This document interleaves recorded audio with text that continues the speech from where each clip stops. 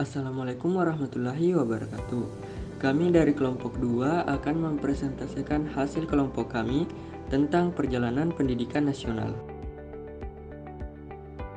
Ini kita akan membahas tentang apa praktik pendidikan saat ini yang membelenggu kemerdekaan peserta didik dalam belajar dengan melihat perjalanan pendidikan nasional sebelum kemerdekaan dan sesudah kemerdekaan.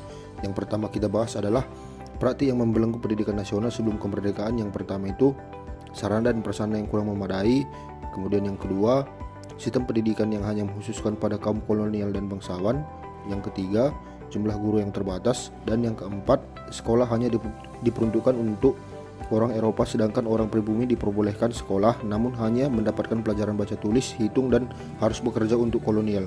Kemudian praktik yang membelenggu pendidikan nasional setelah kemerdekaan.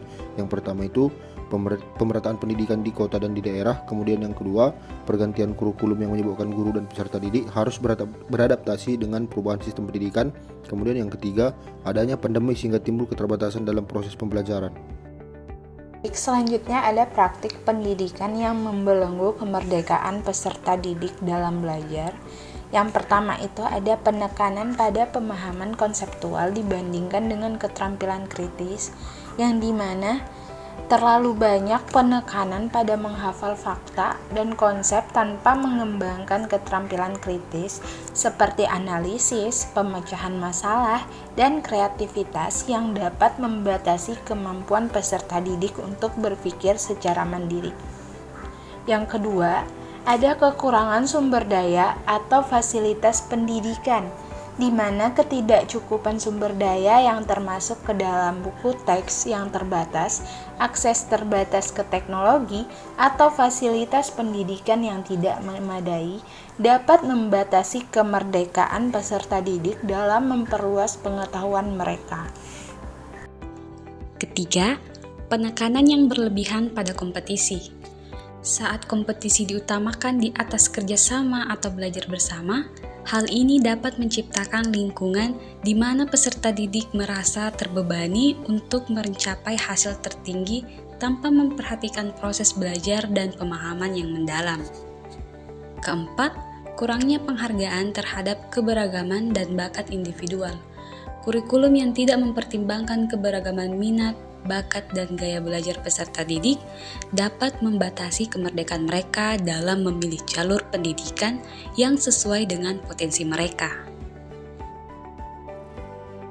Ketidakfleksibelan terhadap pendekatan alternatif, sistem pendidikan yang tidak memungkinkan atau mengakomodasi pendekatan alternatif seperti homeschooling atau metode pendidikan non-konvensional lainnya dapat membatasi kemerdekaan peserta didik untuk memilih cara belajar yang paling sesuai bagi mereka.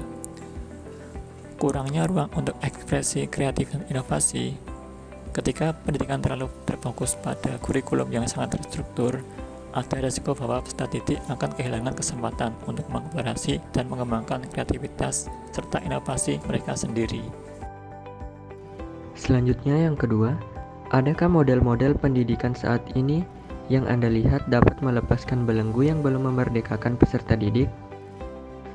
Menurut kelompok kami, model pembelajaran yang bisa melepaskan belenggu itu adalah student-centered learning yang menjadi fokus pada kurikulum merdeka.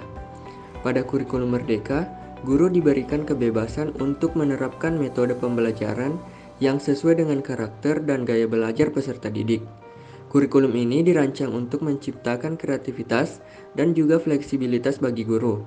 Selain itu, melalui kurikulum merdeka, guru bisa memberikan kebebasan kepada anak untuk mengembangkan ide, berpikir kreatif sehingga dapat mengembangkan bakat dan minat siswa dengan tuntutan dan pengawasan dari guru. Sejalan dengan pendapat Ki Hajar Dewantara, kurikulum merdeka ini dapat mengikuti perkembangan zaman dengan mengutamakan karakteristik profil pelajar Pancasila. Sekian dari kelompok kami, terima kasih.